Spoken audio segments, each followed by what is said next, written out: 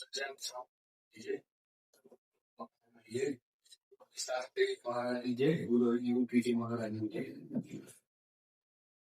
ગુરુવરની હરિપ્રસાદ સ્વામી મહારાજની જય, સગન ગુરુવરની હરિપ્રસાદ સ્વામી મહારાજની જય, આદ્ય સમાજની જય જય જય, દાસના દાસની જય જય જય, શિક્ષાપત્રી સદા જય.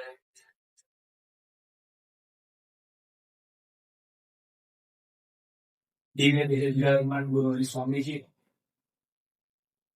વડીલ સત્યવા સંતવલ્લભ સ્વામીજી, વિરલ સ્વામીજી, અનુપમ સ્વામીજી અને હરિવર્ધન સ્વામી તથા સભામાં પધારે સૌ વડીલો, અમરીશ મુક્તો અને સૌ ગામના લોકો મારા અંતરથી જય સ્વામિનારાયણ. શિક્ષાપત્રી 30 શતાબ્દી મહોત્સવ નિમિત્તે જયારે ડભોઈમાં આપણે પારાયણમાં સૌ ભેગા થયા છે, ત્યારે એક વાતનો ખ્યાલ આવે. મફત કાએ જેમ એમને વાત કરી કે ભગવાન વચનાનો કોઈને ગમતા નથી. ગઈકાલના પારાયણમાં પૂજ્ય ચેતનભાઈ, પૂજ્ય મફત કાકા અને વિરલ સ્વામીએ ખૂબ અદભુત વાત કરી કે શિક્ષાપત્રીની આપણાને શાની માટે જરૂર છે. આજના હળહળતા કળિયુગની અંદર આપણે જોઈએ તો ક્યારે આપણે વ્યસનોમાં, અંધકારમાં ક્યારે જતા રહીએ આપણાને ખબર પડે એવું છે નથી. એ સ્વામીજી એવું કહે છે કે આ ધરતી પર સૌથી અઘરામાં અઘરું સાધન તો એ છે કે પોતાનો દોષ જુઓ. આપણાને પોતાનો દોષ જોવો હોય તો એ દેખાતો નથી. સ્વામીજી એનાથી આગળ વાત કરે છે કે દોષ જ્યારે દેખાય, દોષ ત્યારે દેખાય જ્યારે મોટા પુરુષ આપણી ઉપર કૃપા કરે. આપણે આ વાતનો વિચાર કરીએ તો કેવું કહેવાય આ સત્સંગની અંદર કે આપણે પોતાની ભૂલ જોવી હોય તો ભગવાન કૃપા કરે તો જે ભૂલ દેખાય. અમને સંસારમાં તો કદાચ 5 મિત્રો સાથે બેઠા હોય તો 5 ને આમાં 25 ભૂલ બતાવી દે, પણ એ ભૂલ ભગવાન એટલા માટે આપણી બતાવે અને એટલા માટે ઓળખાવે કે ભગવાન એ સામર્થ્ય છે કે ભૂલને આપણી સદમાર્ગે લઈ જાય. એટલે ભગવાન જે ભૂલ દેખાડે છે એમાંથી આપણાને બહાર પાડે છે, જ્યારે બીજી જગ્યા ઉપર એ વસ્તુ શક્ય નથી. મફત વાત કરતા હતા કે સંત વલ્લભ સ્વામી ને સત્સંગમાં અરુચિ હતી. હું તો એવું કહું છું કે આપણે જેટલા બેઠા છે કોઈ ભગવાન ભજવાની તૈયારી હતા નથી. આ તો સ્વામીજીની કૃપા છે કે આપણને કરુણા કરીને સત્સંગના યોગમાં લીધા. નહીં તો આપણે કોઈ, એટલે હું મારી જાતને પૂછું તો મને એવું નથી લાગતું કે હું આ સત્સંગ કરી શકું, પણ ભગવાને કરુણા કરીને એમના યોગમાં લીધા અને સહેજે આપણે ભગવાનના માર્ગે કાપે વળ્યા એ પણ આપણને ખબર પડી નથી. હસતા રમતા આપણાને ક્યારે ભગવાનના યોગમાં રાખ્યા અને એમની ગોદમાં બેસાડ્યા અને આપણને ક્યારે અમરીશ બનાવે ને એ પણ આપણને કઈ ખબર પડતી નથી. આ ભગવાનની કરુણા અને કૃપા છે કે જેના લઈને આપણે આજે આ સત્સંગના યોગમાં છે. આપણે વિચાર કરીએ કે ભગવાન સ્વામિનારાયણ જો આ ધરતી પર ના આવ્યા હોત તો આ જીવનું શું થાય.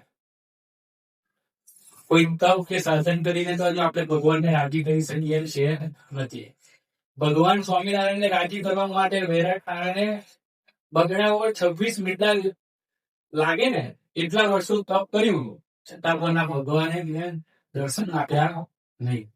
અને કેવળ ને કેવળ કરુણા કરીને ભગવાનના ધરતી પર પધાર્યા અને પધારીને આપણાને સૌને સત્સંગના યોગમાં લીધા. કહેવાનો મતલબ એ કે એક સંબંધ યોગ આવ્યો કે જેને લઈને આપણે ભગવાનના માર્ગે આગળ વધી રહ્યા છીએ.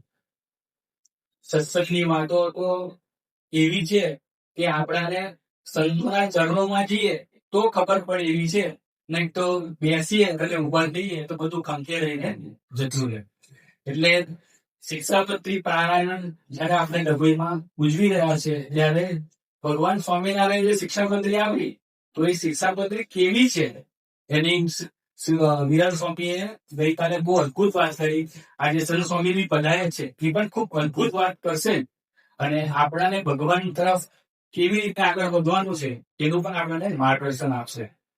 કહેવાનો ભાવ એવો છે કે શિક્ષાપત્રીમાં ભગવાને 212 શ્લોક આપ્યા, પણ તમારી સમક્ષમાં થોડા જે મને લાગે છે કે આપણે વાગોળવા જોઈએ એવા કેટલાક શ્લોક મને લખ્યા છે એ આપણે વાંચી સંભળાવું છું. શ્લોક નંબર 17.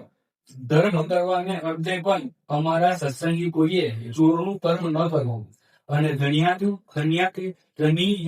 જે કાષ્ઠ પુષ્પ આદિ વસ્તુ એ તેના ધણીની આજ્ઞા વિના ન લે.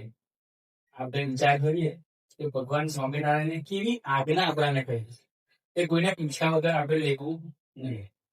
આજે આપણે વિચાર કરીએ તો આ જગતમાં તો કેવું છે, જે પડ્યું છે તે બધું આપણું જ છે, પણ ભગવાન સ્વામિનારાયણે આપણે સત્સંગીઓને વિવેક શીખવાડ્યો છે અને સમગ્ર માનવ કલ્યાણના અર્થે ભગવાને આ 212 શ્લોક મૂક્યા છે. એમાં શ્લોક નંબર 20 છે, પોતાના સ્વાર્થની સિદ્ધિને અર્થે પણ કોઈને વિશે મિથ્યા અપવાદનું આરોપણ ન કરવો, અને કોઈને ગાળો ક્યારેય ન દીધી. શ્લોક નંબર 23 માં ભગવાન લખે છે, માર્ગને વિશે આવતા જાતે શિવાલય દેવ મંદિર આવે તેને જોઈને તેને નમસ્કાર કરવા અને આગળ થકીને તેમનું દર્શન કરવું. આપણાને ધર્મ અને સંસ્કાર કેવી રીતના રાખવાના છે તે પણ ભગવાન આપણને સમજાવે છે.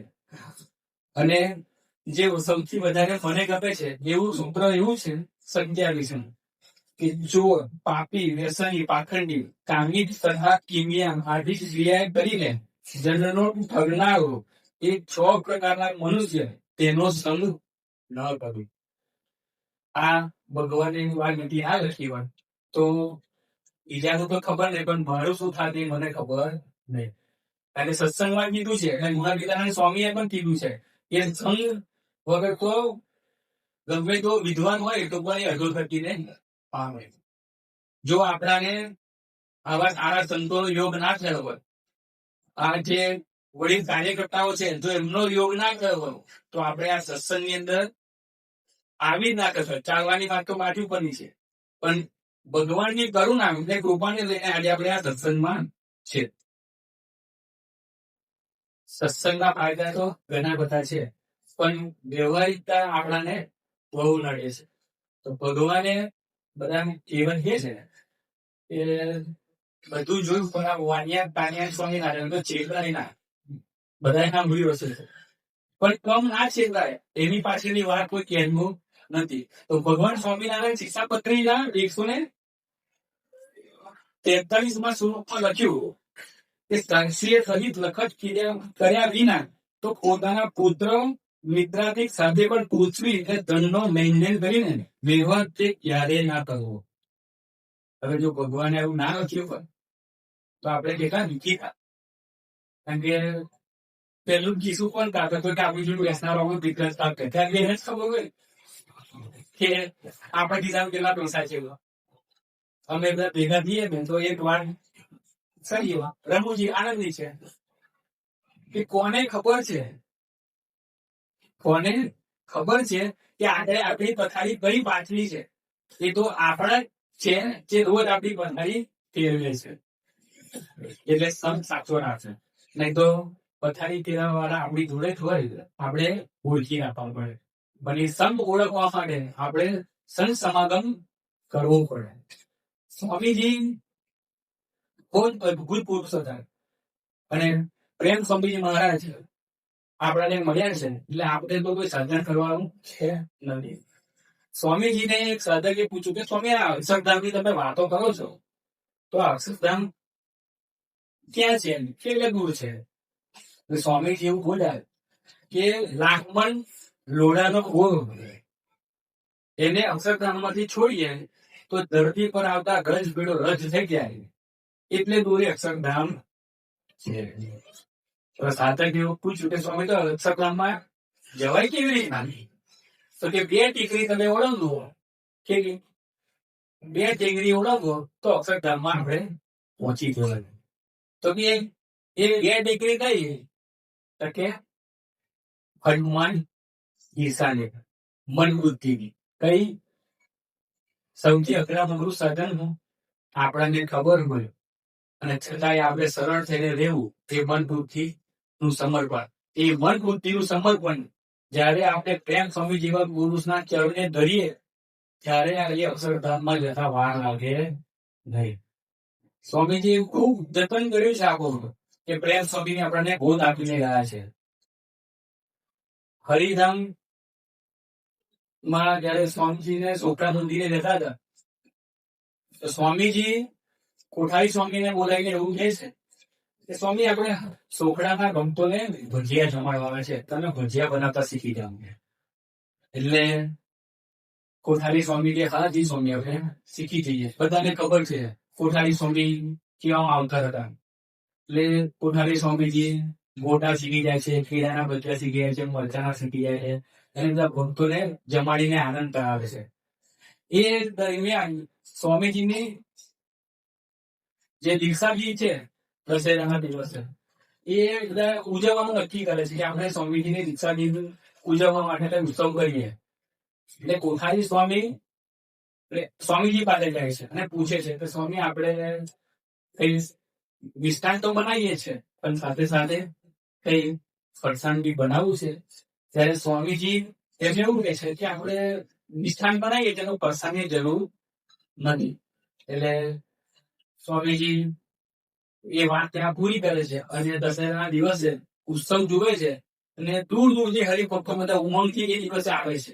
એટલે હરિભક્તોને જોઈને સ્વામીજીનું હૃદય એકદમ બદલાઈ ગયું અને કોઠારી સ્વામી પાસે આવે છે અને કોઠારી સ્વામીને એવું કહે છે કે સ્વામી આપણે ફરસાણમાં ભજીયા રાખી લીધા હો તો ભક્તોને જમાડવાનો આનંદ આવતો. એટલે કોઠારી સ્વામી એવું કહે છે કે હા સ્વામી હું 5 મિનિટમાં આપણે બનાવી દઈએ. એટલે 5 મિનિટ બનાવવાની જે વાત કરી એમાં 1 લાખ રૂપિયાનું કામ છે. એટલે પ્રેમ સ્વામીજી, ભાઈ સ્વામીજી ને બીજા બધા 2-4 સંતો હાથોહાથ બધી સેવામાં લાગી ગયા અને જમવાની વ્યવસ્થા કરવાની એની પહેલા મને ભજીયા બનાવી દીધા. ભજીયા બનાવી દીધા. એટલે જીવનો એવો સ્વભાવ છે એ કોઈ કાર્ય સોંપે અને સારું કરીએ ને એટલે અંદર થોડા દુર્બલિયા કે આપણે સેવા કરી દીધી. સ્વામીજી કેવા પુરુષ, સ્વામીજી અંતર્યામી પુરુષ. સ્વામીજી જયારે કોઠારી સ્વામી ને સંતો વાત કરતા હતા કે આપણે સેવા સારી પતી કરી, વહેલું પતાવી દીધું, ત્યારે સ્વામીજી જાય છે અને એક મીઠો ઠપકો આપે છે, ટકોર કરે છે એમ કે આપણે બહુ છગી નહીં જવું. ખાલી એક જ શબ્દ બોલે છે પણ કોઠારી સ્વામીને તો કેવું તેજીને ટકોર એટલે કે તાત્કાલિક સમજી જાય છે અને ત્યાં બેન સ્વામી કોઠારી સ્વામી જે સંતો હોય છે એ સ્વાધ્યાય કરતા થઈ જાય છે કે ખરેખર આપણે તો ભગવાન ને આપણને સેવા સોંપી છે અને ભગવાન સેવા કરાવવા છે તો આપણે કરનાર કોણ? તો આપણે એ સેવા જે ફરી છે એ ભગવાને કરાવી છે તો આપણે ભગવાનની કૃપા માનવી પડે. ભગવાન આપણાને સેવા સોંપી આપણે એના આનંદમાં રહેવાનું છે, આપણે કરી છે એના આનંદમાં રહેવાનું નથી. એટલે આપણાને એવા માવતરો મળ્યા છે. સ્વામીજીએ ખરેખર નિરંતર આપણું એટલું જતન કર્યું છે કે આપણે એટલા બધા ભાગ્યશાળી છે.